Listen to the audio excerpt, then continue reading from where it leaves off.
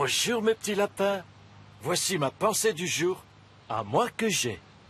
François Mitterrand, il a caché sa fille pendant 30 ans. Hollande, lui, pendant 60 ans, il a caché son charisme.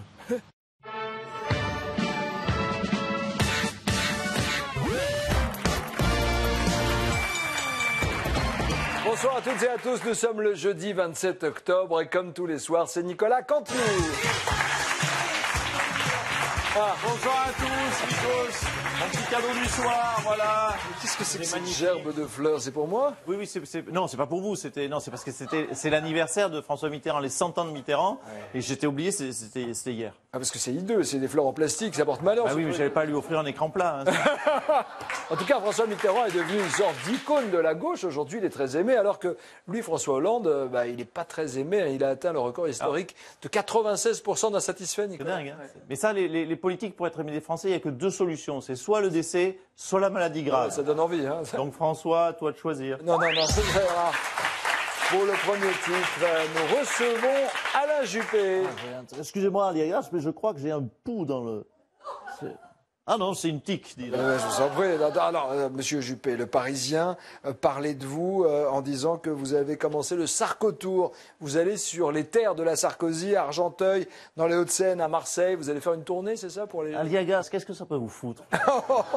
Vous n'allez pas recommencer, agressez pas comme ça. Je veux dire, on a la télé, là. Écoutez, c'est mon nouveau style, il faudra vous y faire. Hein. Je suis, voilà, comme ça, plus cash, plus direct, moins engoncé, voilà, c'est tout, je t'emmerde. Vous aviez dit déjà la même chose à la télé. Chez Gisberg, vous aviez dit ceux que... Redites-le-moi, c'est... Gisberg, Franz-Olivier Gisberg, vous aviez dit ceux qui me trouvent chiant, je les emmerde. Quand même, c'est pas... Oui, voilà, c'est assez bien résumé. Non, mais écoute, c'est comme ça. Avant, j'étais chiant tout court, maintenant, je suis chiant et mal poli. Voilà. Vous avez devant vous la Tati Daniel de Bordeaux, qui va d'ailleurs bientôt aménager dans sa maison de retraite à Paris. Allez, bon courage à vous. Le second titre, c'est toujours cette question. Nos hommes politiques sont-ils déconnectés de la réalité? Jean-Marie Le Pen, bonsoir. Oui, bonsoir, monsieur Ali. Aliagas, Bonsoir, monsieur Le Pen. Aliagas, je m'appelle Aliagas. Personne ne vous écoute. Allez-y, faites votre numéro. N'est-ce pas? Depuis tant d'années, j'ai prévenu les hommes politiques qu'ils étaient déconnectés. Surtout lorsque je leur ai annoncé, leur ai dit que nous étions envahis par 50 millions de musulmans. C'est la réalité, n'est-ce pas, de notre pays.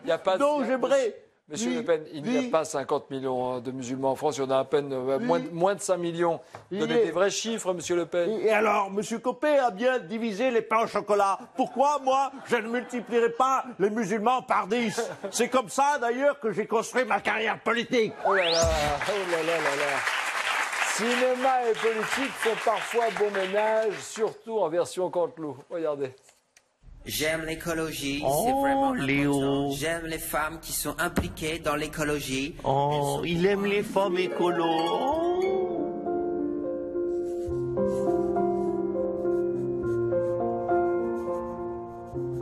C'est fou d'être là, hein.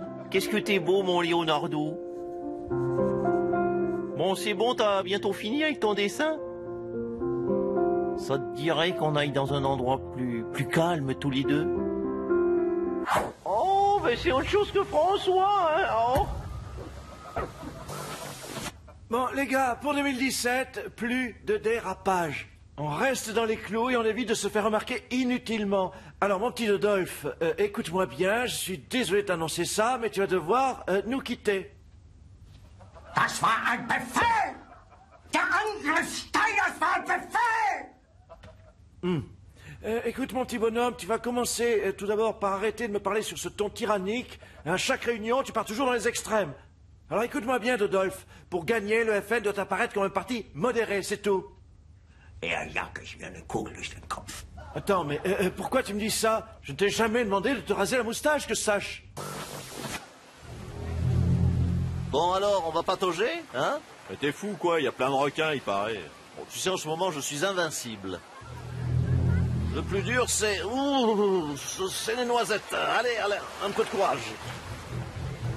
Oula, t'as pas senti un truc, là? Non, pourquoi? Allez, vas-y, ma pupuce. Oui, c'est ça, c'est ça.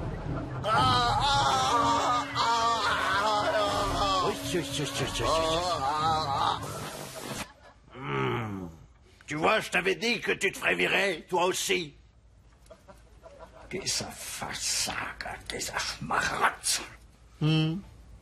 Je connais quelqu'un qui peut s'occuper de cette traîtresse. Monsieur Léon, vous êtes là? C'est votre voisin du dessus. Écoutez, j'ai un petit service à vous demander. Voilà, il se pourrait que j'ai besoin d'une liquidation. Sur Saint-Cloud, n'est-ce pas? Saint-Cloud Centre, c'est pour régler une petite affaire de famille. Faites-en plus souvent, j'adore ça, politique au cinéma. Vous avez vu le petit moustachu qui était avec Marine, elle l'a rencontré sur le site adolphe1m.com.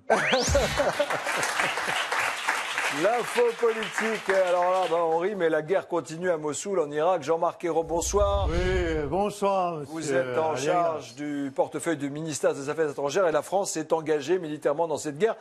Quelle est la clé pour arriver à une victoire? Ah, écoutez, j'ai pioncé sur ce dossier tout le week-end et aujourd'hui, lundi soir, je suis incapable On de est vous jeudi dire... soir, monsieur Ayrault. Jeudi déjà, mais c'est-à-dire j'ai bien dormi alors.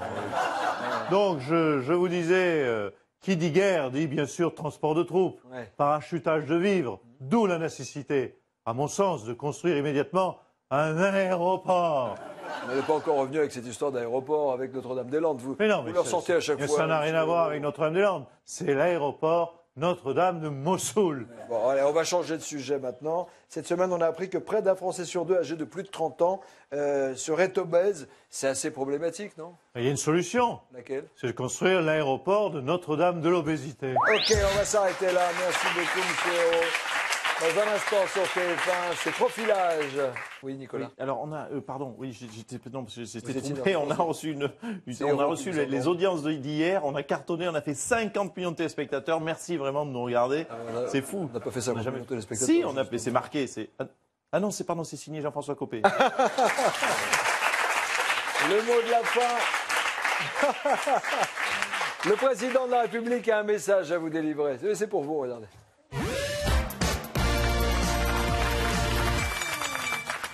Mes chers compatriotes, je ne perds pas mes cheveux. Je les rase sur le dessus parce que je trouve ça beau. Merci. Voilà. Bon, j'ai peut-être trop rasé sur l'arrière. Je sais pas